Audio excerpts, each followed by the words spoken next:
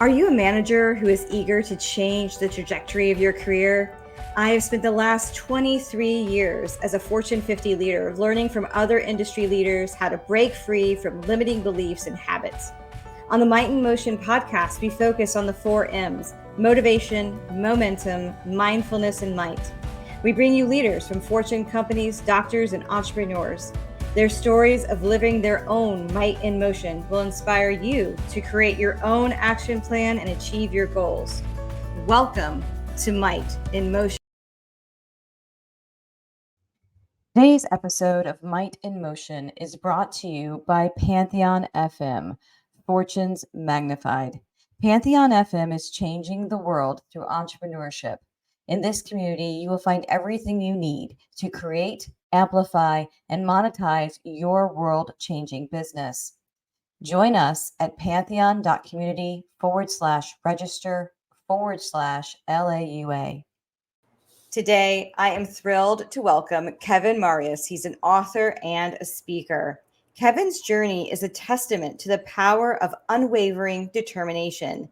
It's a story that has touched the lives of many, inspiring them to chase their dreams with their same vigor and resilience that he has demonstrated. His story is unique and deeply inspirational, and it has the potential to leave an indelible impact on anyone fortunate enough to hear it. Kevin is more than a motivational speaker. He is a living embodiment of what is possible when you refuse to be limited by your circumstances.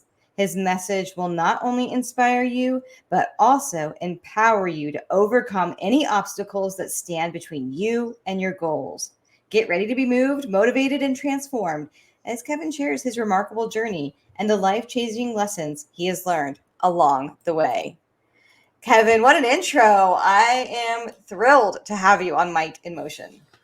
I am super excited to be here. Thank you for having me. Wow, what an introduction as well. So, thank you. You have such a backstory of hope. That's like the one word that really resonated with me as you and I got to know each other over the past few months. And it's really a key to your message. What does hope mean to you? And maybe give everybody a little bit of insight in your backstory and how that was a theme and really brought you through some tough times. I will say is life is life is something else. So there's no specific word to explain it. And my life has been a journey. It's been a journey, and considering to everything that I've been through in life, and those are a testament of who I am today, and the person I am, and the ability of me giving back, and the heart that I have today. So my story is all about resilience. And that's what I speak, that's what I preach, and that's what I tell everyone: resilience, hope, determination, a little bit of grief in the middle of it because I've been through a lot. And growing up in Port-au-Prince, Haiti, this is where I'm from, and growing up with a family, and my dad was really my hero. He was one of the person that I look up to, and his working and ethic and everything that he does always surprised me. And I grew up to be just like him. And but while going through the complexity of life and growing up in Haiti, and we all know with political unrest, it took a toll on me. And what really took a toll on me is there was a night that as I was going to school, and they had a riot, and I was there and driving, and we got caught in the crossfire, and there were people running after us, ready to kill us. And it was pretty frightening moment as a kid. And my sister was there. We were all screaming in the car, and luckily, and I say it was God that made the driver make a U-turn and was able to escape all this chaos. And when I got home, and my dad said, enough is enough. My sister was getting ready to graduate, and she was going to college, and college was pretty much closer to home, which is better, not where the chaos is. But my school at the time was right in the middle of it. So my dad decided to send me to the US. So, but the crazy part is we didn't have anyone in the US to send me. So we had no house for me to live in, and it was just an idea. And my dad was I remember like it was yesterday vividly. My dad with a calling cards. That's how we used to call back then. Purchase a $5 calling card, $15 calling cards, and calling every number in his notebook to see who will be willing to accept me. But in the background, I was there while navigating through that, and I was struggling. I was struggling in my schooling because all those things that was happening took a toll on me, and my dad was didn't know what to do with me because I wasn't focusing on school, and all these things that was happening affected my life, my Mhm. ability to learn. But as a kid, I didn't know what was going on. I was trying to figure out why I was that way, but no one was there to help me. No one was there to uh, uh, coach me through all the thing that I was going through. So what I had to do is figure out how to navigate through it on my own. So when my dad decided to send me to the US, I took it as a fresh start. Mhm. Because when we talk about resilience and talking about from my story that I from my mom telling me on my birth, how she was able to, she was 8 months, she was in the plane, and water broke in the plane, and by the time they rushed her to the hospital in Kings County, because my dad at the time wanted me to be born in the U.S. And if anyone that grew up in the Caribbean, you know your parents, you are the key for your parents, right? If they're able to get you to the US, you are able to give them the papers when you get to 18 years old. So they're already planning your life without even knowing. So with that story, I was born in 8 months and I almost died. And the nurse had to name me Kevin. That's where the name came from. And when my mom was telling me that story, I automatically understood that I was born to be to be resilient. Right, those Mm. C-section my mom had, and I was in an ICU for couple of months, and I had to fight through life. So and it reflected on the journey where I am today. And my life always been about fighting, and that's what I teach everyone. But it didn't stop there. Coming to the U.S. without a family member, I was sleeping at a stranger home, and I didn't know who they were, and I was learning to know them as they were great people. They accepted me, but again, my whole issue was how to navigate through this. Not only navigate, only how do I get to uh, um, stay with them and as well learn their ways and be blended as a family. So that was hard for me because I know that I left my family behind, and I wanted to be with them so bad. But in the process of it, they forgot about me. They forgot to call me. They forgot to um, send me money. And so in the process of it, I thought that I was abandoned. That's was the feeling. That's what I was feeling at the moment. So I decided to take life in a whole different level. How am I going to survive? At this point, it's all about what is my survival skill and what I need to do to get to the next level. But I was still young, right? 17 years old, and I was trying to figure out my own way. Going through that is I was lucky enough to have great people in my life that guided me, and they always see the greatness in me, and they always teach me and how to continue to be the best version I could be. But even though I struggle and stumble along the way, but I kept on fighting.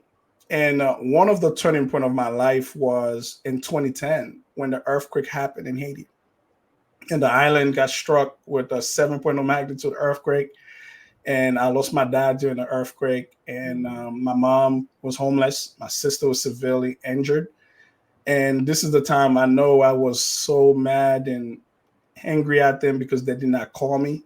And I remember that January, I called my parents and I told them that I was sorry because I didn't call them. I know they didn't call me, but I Mhm. should have called them and tell them along the way how was the journey, how's the US and everything else. But I failed to do that because that's what I tell everyone is, hey, be careful when you're angry. You just got to make sure you navigate through that. And as well, you have to tell you don't know what tomorrow holds, right? You have to tell the person what you're thinking of right now because sometimes tomorrow will never come.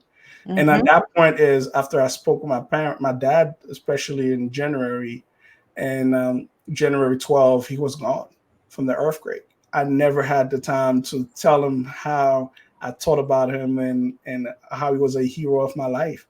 And I never got a chance to give back to him neither. So that was a tough moment for me, being able to see that, and I cried for days.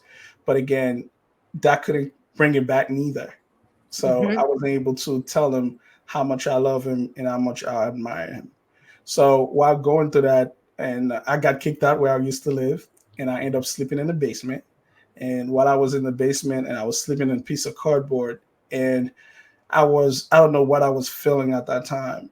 I was staring at the ceiling, sleeping on a piece of cardboard. All my clothes was all over the place. And that night, I laid down in that basement. The first thing first idea that came in my mind, the thoughts that was wandering in my mind was suicidal thoughts. Mm-hmm. Because I said to myself, what is the point of living, right?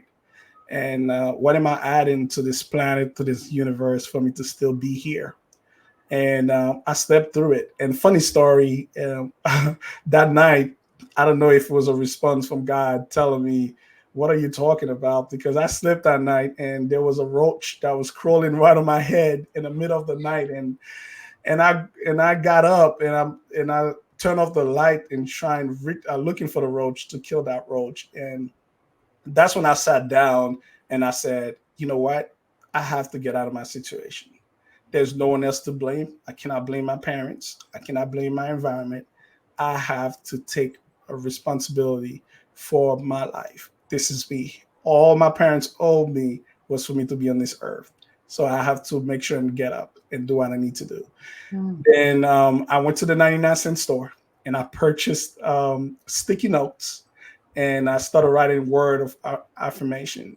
And the word I remember the first one I wrote was, "This is just a stop, not your destination." Mm-hmm. And I put it on the wall and in the basement, all over the basement boiler room. And every morning I wake up, I read it, because I know that I am going somewhere. So I started listening to motivational speakers, and I started to listening to great people that's talk every day, word of affirmation. And I started changing my life. And I got up, changed my attitude, and I was working in the warehouse and receiving department, they call it, in my work. And it was a dirty place where everybody go. You don't go to your regular clothes, but I didn't do that. I went in and I purchased the best clothes and shoes, and I showed up. And people used to laugh at me. Why you showed up in the receiving department, a warehouse where they throw garbage and boxes? I told them, hey, I dress for my destiny. Mm. Something is coming, and I'll be prepared for it. And people did not understand. And I was shaking their hand, and every time they come in and throw boxes, throw garbage out, I shake their hand. I tell them, remember me. My name is Kevin Marius, and I'll be an assistant store manager, and I'm going to move up. One day, I will be the person. I will be. My name will be on a paycheck, signing your paycheck.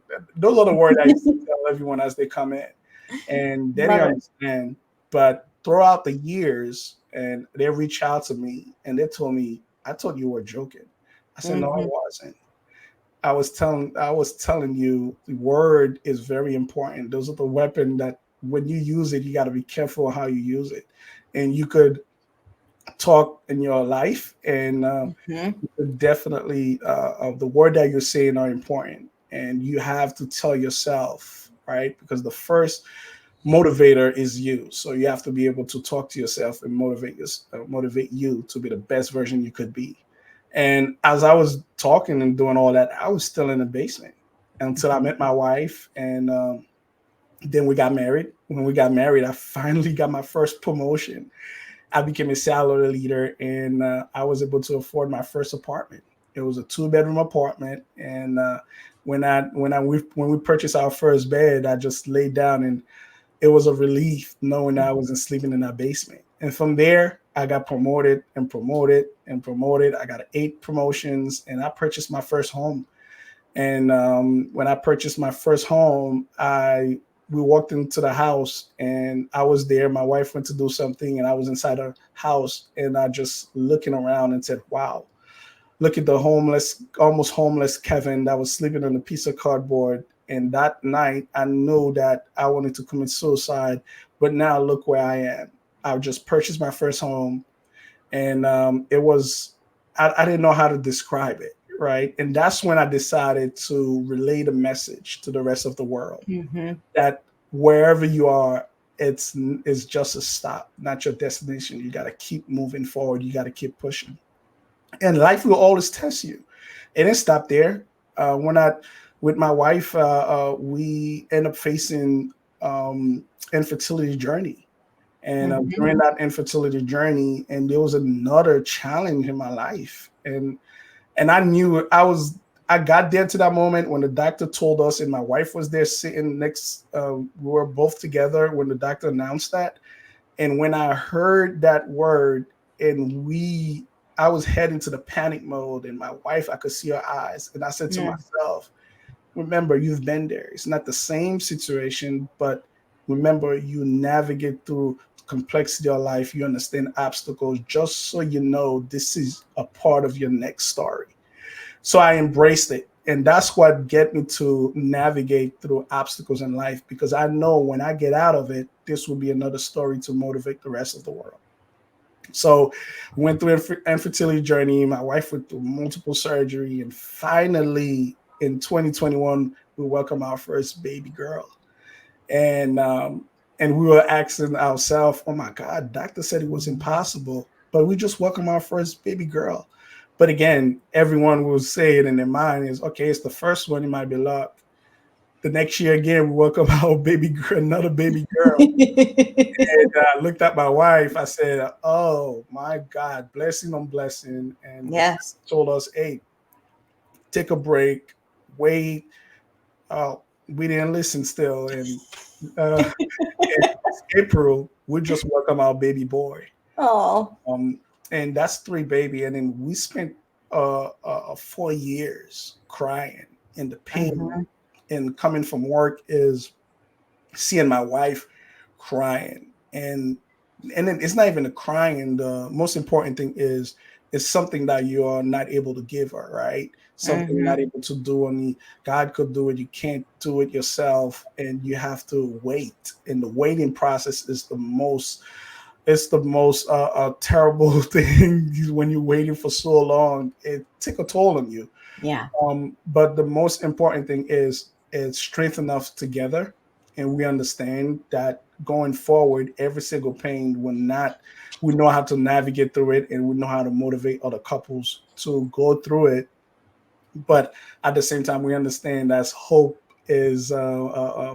There's a saying in the Haitian language that my mom will always used to say, right?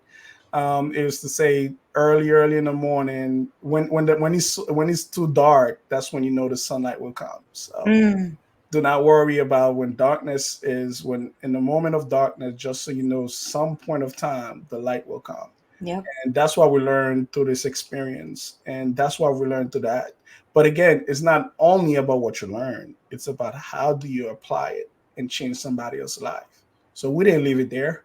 So we decided to give back to the community. We give back to the women and children shelter. We collected whether if it's diaper bottles, we give out. And Thanksgiving, we give back to the community food, turkey, and this year we are planning on doing great things. We're planning back to school, and we have Thanksgiving planning as well. And we're just trying to figure out how do I give back to the community, because I remember, I know what it is without having anything. My first job after the basement was I was a janitor at McDonald's, right? And Mm-hmm. my friend used to laugh when they used to see me. He's like, "How you come from Haiti with a nice school and you're a janitor at McDonald's?" But it taught me a lot. It taught me humility, and sometimes, and where I am now today, on my job, I'm able to connect with the janitor, and I'm Yeah. able to pass by the janitor and shake the janitor hand, and I tell them, "Remember, it's just a stop, not your Mm-hmm. destination." So I'm able to pour into those people's life because I've been there, and they all looked at me and said, "There's no way you've been there." I tell them, "No, I've been there. This is me. This is my story. I've been there, and if I can do it, you can do it as well." So, in addition to that, I spent time traveling, tell my story. So I was able to write my first book and publish last November, and it's called Unbreakable. And Unbreakable is just telling you everything within the title, right? Yeah. My suffering, my resiliency, and everything that I've been through in life into that one title. You are unbreakable, and that's what I tell people every time I speak with them. You are unbreakable. You just don't know it yet. That's awesome. Now I want to, such an amazing story, an amazing journey, like you said, of resiliency, hope, determination, even through moments of grief and pain and, you know, feelings of abandonment. And you've been able to take that, you're giving back to the community, but you also help new leaders, managers, people coming up in different industries, helping them kind of navigate as well. So I'd love to know, what kind of advice would you have, especially for a new leader and maybe for the first time is having to like guide others, right? What's some advice that you give those new leaders to help them give hope to others? The first thing that I tell new leaders when I coach and train them is you have to learn how to connect your people with your people, Hmm. right? That's one of the most important. You have to know who your people are. And it's funny because I always talk about work, and when the people said, when everyone says KPI, key performance indicator, but I always say I have a new definition of KPIs: keep people involved, right? Hmm. Trying to figure out to see who they are, understanding on the level. And on top of that, I'm a person of faith, right? Hmm. And it's funny. So my leadership style that I've been applying since I started from my working to where I am today, it's always about inviting others in a journey. It's Hmm. just similar to the story of Christ, and Christ able to grab the disciples, sit with them, break bread. That's what I do, right? When I received my first team was a team of four, and when I met them, the first thing I did is I tried to, number one, know them, and we work together hand to hand, and as well we break bread together. We never skip lunch. I never go lunch by myself or they go lunch by themselves. We figure out how do we eat together, because when you eat together, and it bring you in a different, as a family, as a community, right? That's what we create. We create a community, people around us. We create a family based, and through that, people will start improving. And by the time I was done 3 months, 4 months training them, when people walked into my department, they called him Little Kevin. That's what they called him, because they feel like, wow, this person resembles you so much. And it's because by the time you spend time with them and you pour into them, they become you without you knowing, right? And that's what I tell everyone is take time to learn your people and take time to understand who they are, what motivate them, so that way you could connect with them. Yeah, I always talk about, taking teams from chaos to community and Yep. that arc, right? And if you think about it, community is where everybody's working together to elevate, you think of your neighborhood community, right? Like Yep. everybody wants to make their homes look nice and their yard look nice and all that because they want their community to be nice, Mm-hmm. right? And so when you can take a team from that chaotic state through things like breaking bread together, Right. and you can get everybody realizing we're in this together, we're a community here, that's when the whole organization levels up.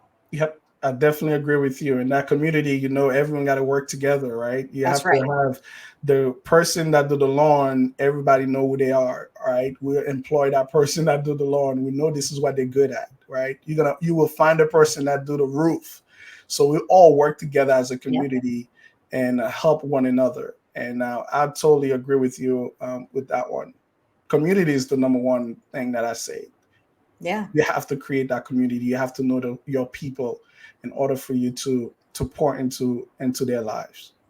Now, when we were in the green room before we started before we started recording, excuse me, we talked a little bit about chaos in a different way, Yes. and we talked about like leadership and what does true leadership look like in the face of chaos. So I'd love to hear your thoughts on that. Oh yes, oh yes, and yeah, we were talking, and I had so many examples of leadership. I learned so many throughout my life.